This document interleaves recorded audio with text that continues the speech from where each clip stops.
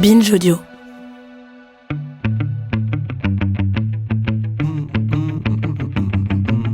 Salut, c'est Thomas Rozek. Rarement une institution de la République française aura été autant scrutée, débattue, regardée, critiquée ou défendue avec une ardeur chaque jour décuplée que la police. Depuis un peu plus de 3 ans, depuis en gros la loi travail, puis les gilets jaunes, revient sans cesse dans l'espace public la question de la place, du rôle, du sens de la force publique, qui brille surtout par sa propension à en abuser de sa force, justement.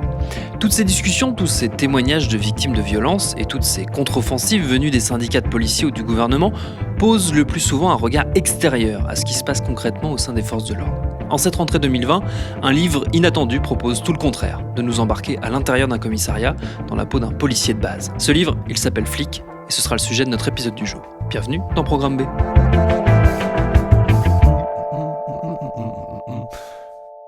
Ce livre, qui sort aux éditions de la Goutte d'Or, il est signé par le journaliste Valentin Gendreau, spécialiste de l'infiltration. Il a passé 2 ans dans la peau d'un flic. J'ai discuté avec lui de la façon dont il a mené cette opération inédite qu'il a vu passer au service psychiatrique de la préfecture de police de Paris, puis découvrir pendant plusieurs mois la réalité d'un commissariat de quartier dans le 19e arrondissement de la capitale, mais qui a d'abord débuté cette opération par une formation express de 3 mois sur laquelle je lui ai demandé de revenir en l'interrogeant notamment sur ce qu'il y avait découvert.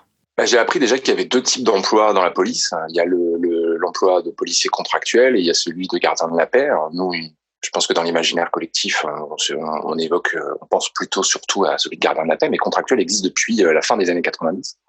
Et en fait, ce que j'ai appris, c'est que c'est extrêmement facile de devenir policier, puisque avec ce concours de policier contractuel, où il n'y a pas de diplôme requis, n'importe qui peut rentrer dans la police.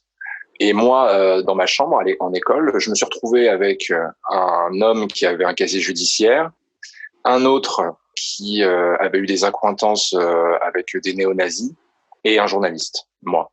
Donc ça montre bien que d'une, la formation de 3 mois est extrêmement courte, et que de 2, n'importe qui peut rentrer. À aucun moment, le fait que tu sois journaliste n'a posé problème ?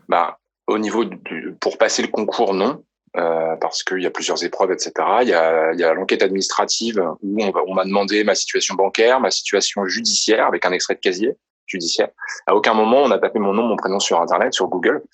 Ce qui fait que du coup, de manière très simple et comme tout le monde, j'ai pu intégrer la police. Par contre, en école, c'est là où ça a été difficile parce qu'au moment où je suis en école, j'ai un documentaire sur lequel j'ai travaillé pour Cache Investigation. Donc c'était une infiltration que j'avais réalisée quelques mois plus tôt dans un entrepôt Lidl. Et en fait, il a été diffusé pendant que j'étais à l'école. Et un des policiers contractuels en formation qui était dans la même chambre que moi m'a vu à la télé.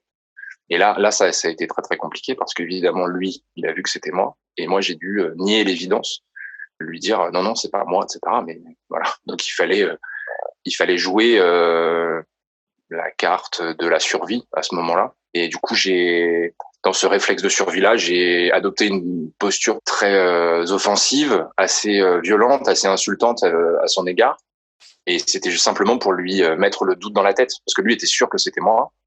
Moi, j'étais évidemment sûr d'être grillé. Et puis en fait, là encore maintenant, je sais pas comment j'ai pu rester policier.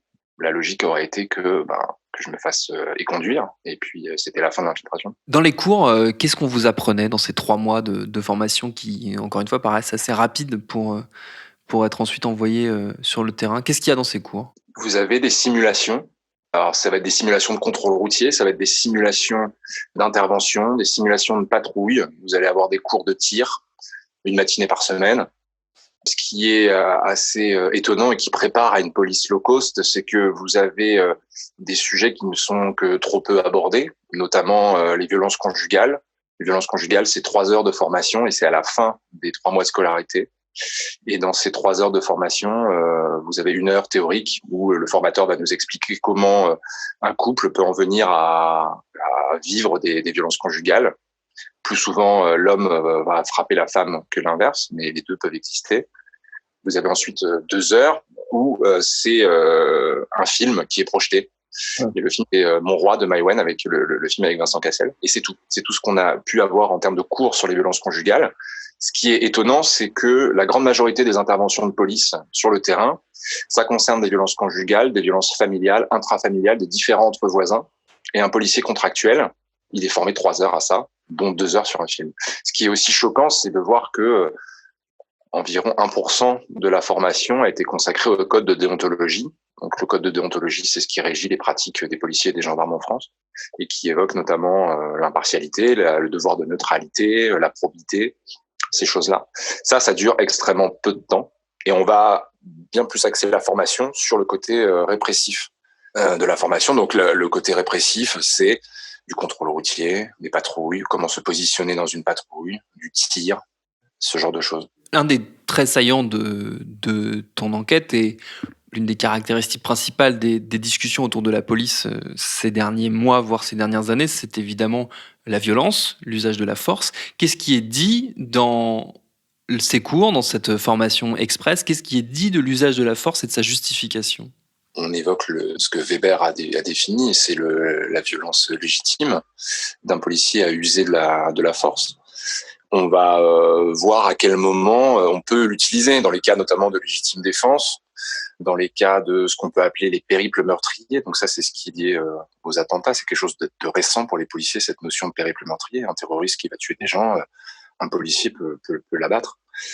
On voit ce genre de choses. On voit la part très, très noire, très, très interventionniste dans le sens répressif de la chose. On ne va pas nécessairement envisager les relations policiers-habitants comme étant quelque chose de basé sur la confiance, etc. On va être vraiment bien plus sur le côté répressif. C'est déjà, en fait, ce que j'ai remarqué plus tard après au commissariat, mais déjà en école, c'est l'idée qu'il faut envisager le pire à n'importe quel moment de la journée. Le pire peut arriver à tout moment. C'est une espèce de préparation à une forme de tension permanente dans laquelle il faut se mettre, un état d'esprit de tension permanent dans lequel il faut se mettre? Oui, exactement. Par exemple, je peux vous raconter une anecdote. C'était une simulation où on fait un contrôle. Donc, un formateur se pare des habits d'un kidam qu'on va contrôler. Et il a un couteau sur lui, sauf qu'on ne le sait pas. Et le formateur va faire semblant d'attaquer un policier avec ce couteau-là. Parce que la fouille du policier a été mal réalisée et que du coup, il aurait dû mettre ses mains au niveau des hanches, au niveau de ses épaules, etc. Et il l'a pas fait. Et du coup, c'était tout de suite nous mettre en tension en disant, bah, regardez, ça peut arriver. Ça, c'est le côté théorique. Ça se passe en école. Et évidemment, il y a toujours un décalage entre le théorique, ce qui peut se passer sur le terrain. Moi, j'ai jamais assisté à ces choses-là quand j'étais policier dans le 19e arrondissement. Il y avait vraiment un décalage. Moi, en fait, au début, quand je me suis retrouvé dans le 19e arrondissement, j'avais peur parce que j'arrivais dans un endroit qui n'avait été jamais infiltré en France avant, un endroit qui est dangereux, qui est anxiogène, etc. Mais au bout de 3-4 mois, je me suis retrouvé dans une espèce de routine avec des moments d'ennui plus que des moments de tension. Mais j'ai pu assister à des remarques de policiers. Par exemple, devant la porte du commissariat, je discutais avec un autre policier et à un moment, ce policier-là me dit si là, je me fais voler mon arme, qu'est-ce que tu fais? On était tous les deux dans la rue, il était 6h30 du matin et il se passait rien. À quel moment le policier a pu se dire tiens, je pense à ça, au fait que je peux être désarmé et être mis en difficulté et que ma vie peut être mise en danger? Ça, je sais pas. Et ce genre de choses m'a toujours énormément surpris. C'est de la tension permanente, alors que là, il n'y avait pas de tension à avoir. Une des questions qui revient beaucoup ces derniers temps aussi, dans ce même ordre d'idées autour de la violence qu'on évoquait à l'instant, c'est une question autour des profils des gens qui choisissent de devenir policiers. On a commencé à en parler un peu tout à l'heure, quand tu décrivais les gens qui étaient autour de toi dans ta chambre. Qu'est-ce que toi tu as appris en voyant à leur contact qu'est-ce que tu as appris toi des profils des personnes, des personnalités qui sont attirées et qui pratiquent aujourd'hui ce métier?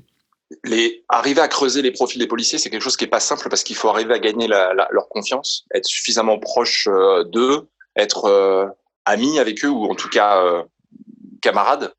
Ça, c'est quelque chose qui est pas simple, mais ce que moi j'ai pu constater, c'est que des policiers vont décider d'embrasser la carrière de policier parce que soit ils ont des gens dans leur famille qui sont déjà policiers, gendarmes ou militaires, et du coup l'uniforme est déjà quelque chose de présent dans la famille. Vous avez aussi des gens qui se sont réveillés un matin avec un espèce de sursaut il s'est passé des attentats en France, je veux être utile, je veux servir mon pays. Et une autre chose qui est évidemment bien plus difficile à montrer, c'est des policiers qui ont été, entre guillemets, de l'autre côté quand ils étaient plus jeunes qui ont eu un passé parfois de délinquants, ou en tout cas qui ont baigné dans des choses pas forcément très nettes, et qui ont décidé ensuite d'être policiers. Je me souviens de l'anecdote qu'un de mes collègues m'avait dit un jour: un policier, c'est un délinquant qui a bien tourné. Ça concerne certains policiers. Mais arriver à le montrer, c'est très compliqué. On est vraiment sur un fil quand on arrive à aborder ces questions-là, parce que c'est quelque chose qui est difficilement avouable. Ce que toi tu as constaté rapidement, et ce que tu racontes dans le livre, c'est l'omniprésence et la banalisation des gestes de violence envers notamment les gardés à vue. Est-ce que tu t'y attendais ou est-ce que ça a été réellement une surprise pour toi? Je m'attendais pas à ce que l'univers de policiers soit si violent ou si anxiogène. C'est-à-dire que j'ai assisté à un certain nombre de violences policières sur des gardés à vue, sur des migrants. Mais ça, bon, il n'y a pas besoin d'être grand clerc pour deviner que ce genre de choses existe. On a eu des vidéos récentes qui montraient des cas de violences policières. Mais je m'attendais pas non plus à ce que le quotidien d'un policier soit si violent. Par exemple, commencer une journée où on va aller patrouiller sur la place Stalingrad, et on se retrouve au milieu de zombies, de toxicomanes qui sont sous l'emprise du crack, qui sont vêtus de guenilles, qui sont complètement désarticulés, qui sont incapables de tenir un discours cohérent. Ce genre de choses, j'avoue que je m'y attendais absolument pas. C'est-à-dire que dès le début de la journée, on est déjà dans ce monde anxiogène, dans ce monde violent. Alors certes, ça passe par des violences insupportables sur des gardés à vue ou sur des migrants, mais il y a aussi tout ce volet-là. Donc c'est ça qui m'a le plus surpris, en fait. Cette violence physique, elle s'accompagne aussi d'une violence verbale que tu décris dans la manière de percevoir le monde extérieur et les potentiels gardés à vue, les potentiels interpellés, la manière d'en parler. Ça, c'est très présent aussi. Ça entretient ce climat à la fois de tension et de violence ou de légitimation de la violence. Oui, mais il faut savoir quand même que la police fonctionne comme un clan, et un clan qui vit en vase clos, et qui a vraiment les yeux tournés vers l'intérieur et pas vers l'extérieur, puisqu'ils savent pertinemment que de l'extérieur, ils sont pas appréciés par toute la population, loin de là. Donc évidemment, cette violence-là, elle est entretenue par les policiers. Elle existe, et elle est même permanente. Et tu décris notamment la manière de parler des personnes qu'ils rencontrent. Il y a ce terme des bâtards qui revient. Ouais, les bâtards, c'est le mot que les policiers collent aux jeunes hommes noirs d'origine arabe ou migrants.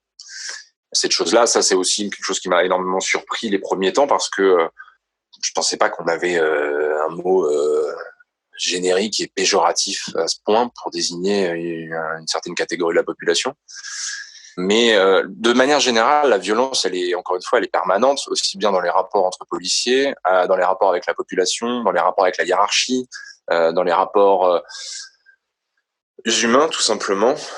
C'est extrêmement banal, la violence, et appeler une certaine catégorie de la population les bâtards, ça renforce cette violence-là. C'est une violence verbale. On les voit vraiment comme le camp d'en face.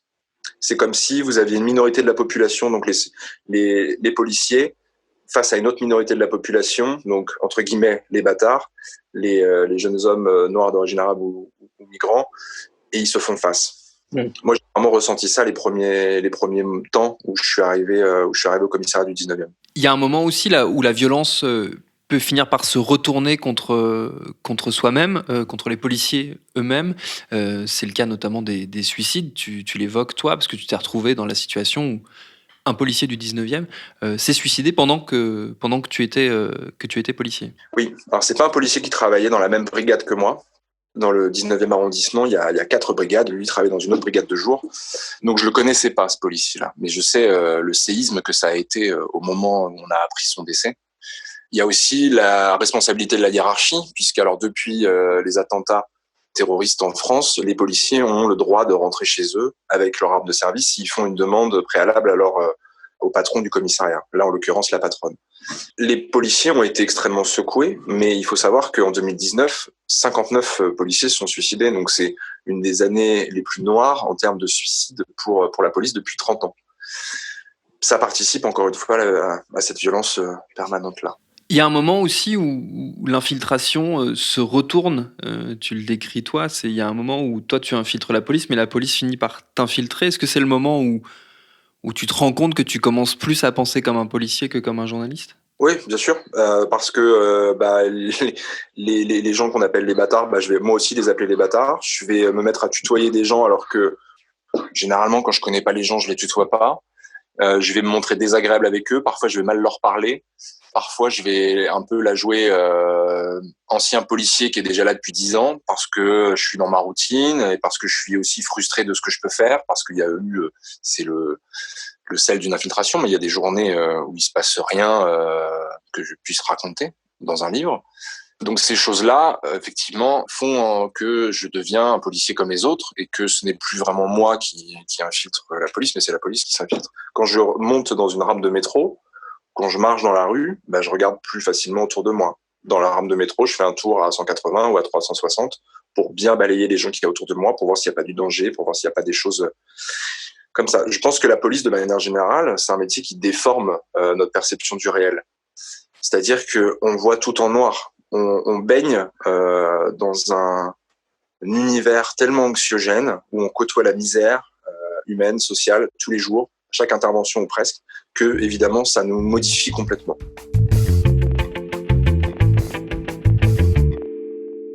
Cette infiltration, elle va t'amener à participer assez clairement à la couverture d'une bavure, d'un débordement de violence. Est-ce que tu peux me raconter un peu comment ça s'est produit et qu'est-ce que toi, ça t'a évoqué, cette situation?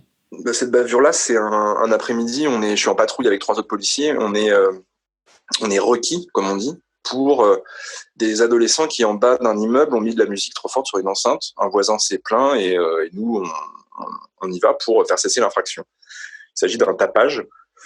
Et donc, l'idée, c'est de faire cesser l'infraction. Chose que l'on fait. Donc, les adolescents coupent le son. Puis ensuite, on va procéder à leur contrôle. Et puis, 10 minutes plus tard, on va emmener un des adolescents.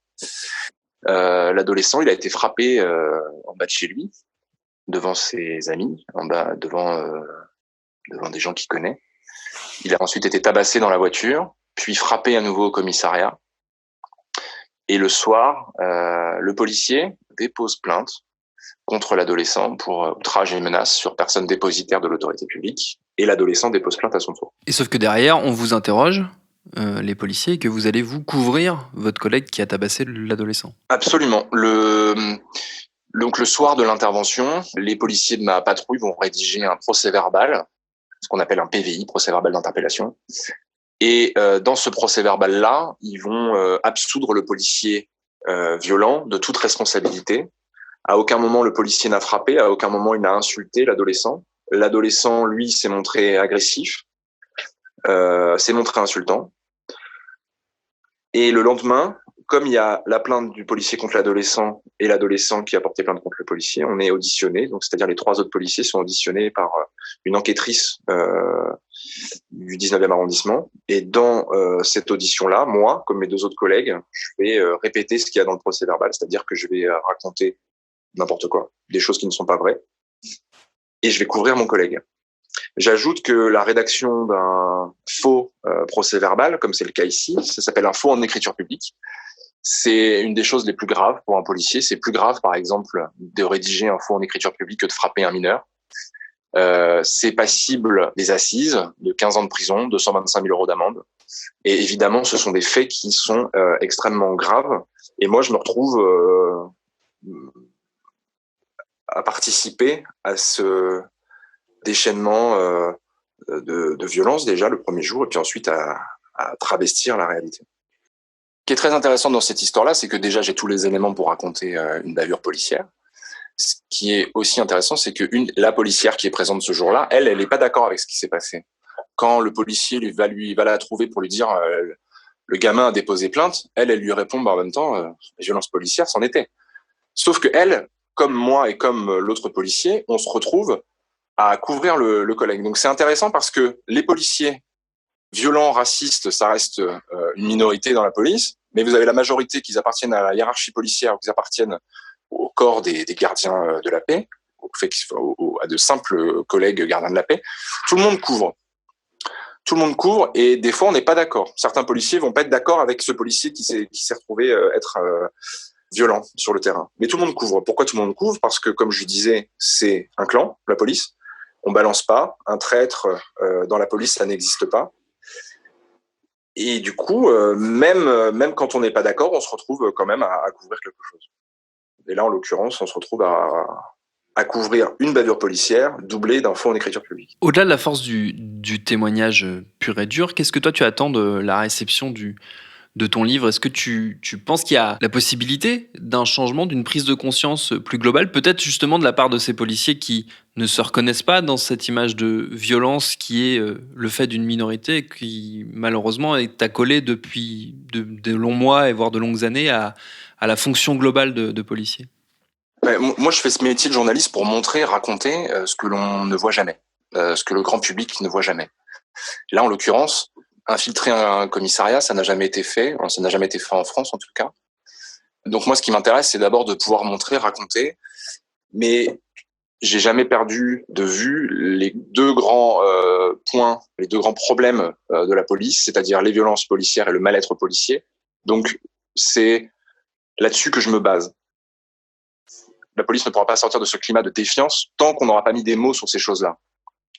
Parce que 59 suicides en 2019, parce que des conditions de travail qui sont nettement dégradées, parce que des violences policières qui ont été très importantes, notamment l'année dernière. Alors certes, il y a eu les gilets jaunes, mais il y a aussi toutes celles qu'on ne voit jamais, toutes celles qui passent sous les radars. Moi, les violences policières dont je parle dans Flic, ça reste des violences qui sont sous les radars. Donc il faut évidemment mettre des mots, mettre des personnages sur ces éléments-là. Donc c'est ça, moi, mon objectif. Plus prosaïquement, est-ce que tu t'inquiètes un peu des conséquences du fait d'avoir été considéré comme l'un d'entre eux, de ne plus l'être et d'être potentiellement considéré comme un traître ? Est-ce que toi, ça, c'est quelque chose qui t'inquiète potentiellement pour après ? Je ne sais pas comment peuvent réagir les gens. Je ne maîtrise pas les réactions humaines, en règle générale. J'imagine que mes collègues policiers seront assez surpris. J'ai d'ailleurs, vous savez, reçu quelques messages depuis ce matin, depuis la sortie du livre, où j'ai des messages de policiers, d'anciens collègues qui me disent je suis surpris, voilà. Mais ce qui peut arriver, c'est-à-dire leur réaction, etc. Je sais très bien que les policiers sont suffisamment intelligents pour voir que leur intérêt est aussi de mettre des mots sur le mal-être policier, pour évoquer leurs conditions de travail de manière très prosaïque. Mon livre, c'est un livre qui est au ras du réel, sans tabou, sans limite, mais justement où on voit tout.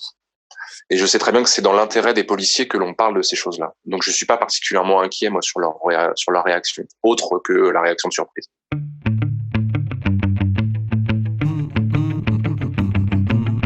Et décidément, cette rentrée sera chargée sur le front de la réflexion autour de la police, puisqu'à la fin du mois de septembre sort un documentaire très attendu, celui du journaliste David Dufresne, baptisé « Un pays qui se tient sage », dont on reparlera très vite, puisque son auteur sera notre invité tout prochainement. Merci à Valentin Gendreau pour ses réponses. Son livre « Flic, un journaliste a infiltré la police », c'est le sous-titre, est paru, on l'a dit, aux éditions de la Goutte d'Or. Programme B, c'est un podcast de Binge Audio préparé par Lauren Bess, réalisé par Mathieu Thévenon. Abonnez-vous sur votre appli de podcast préféré pour ne manquer aucun de nos épisodes, Facebook, Twitter, Instagram pour nous parler, et à demain pour un nouvel épisode.